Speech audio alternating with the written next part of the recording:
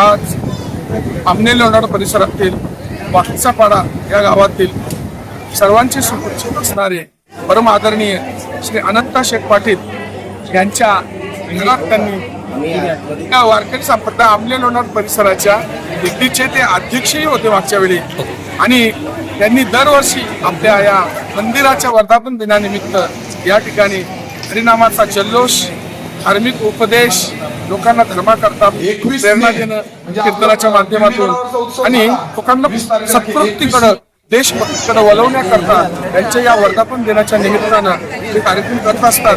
त्याचबरोबर इथे येणाऱ्या सर्व साधू संतांची पूजन सुद्धा या ठिकाणी परम आदरणीय चिदानंदजी सरस्वती हे सुद्धा उपस्थित आहेत.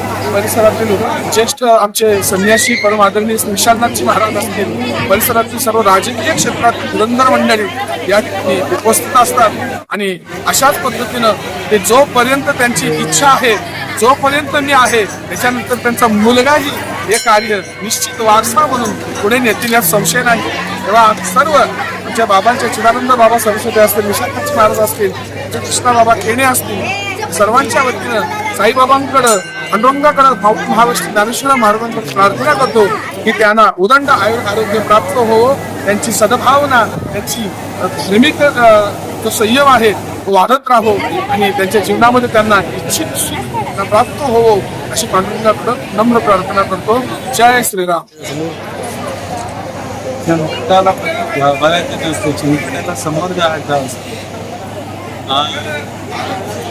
संकट हे सुखाचं साक्षात, कारण सुख आल्यावर मात्र आनंद होता आणि त्या आनंदामध्ये बोलला जातो. पण दुःख आल्यानंतर सतत देवाची आठवण करीत असतो, देवाचं नाम सतत घेत असतो. त्याच्यामुळं सुख आनंद समान आहे. त्याच्यामुळं वारकरी संप्रदायाचे की मरणोपी किमतीवर धन किती जरी माणसाने कमवला तो बरोबर येत नाही. राम नाम किंवा देवनाम त्याच्या सतत मुखामध्ये असेल तोच त्याचा पुण्य त्याच्या समोर पाठीमागे येतो आणि आलेल्या संकटाला दूर. जय श्रीराम.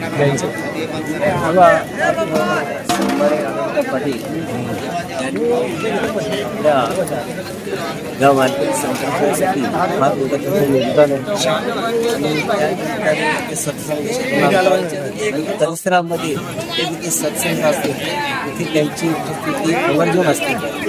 गावाला संदेश मिळतात देवासाठी, देशासाठी काहीतरी केलं पाहिजे. कारण का मी या देशात राहतो पण माझंही या देशासाठी काही कर्तव्य असतं. म्हणजे जय हिंद जय महाराष्ट्र.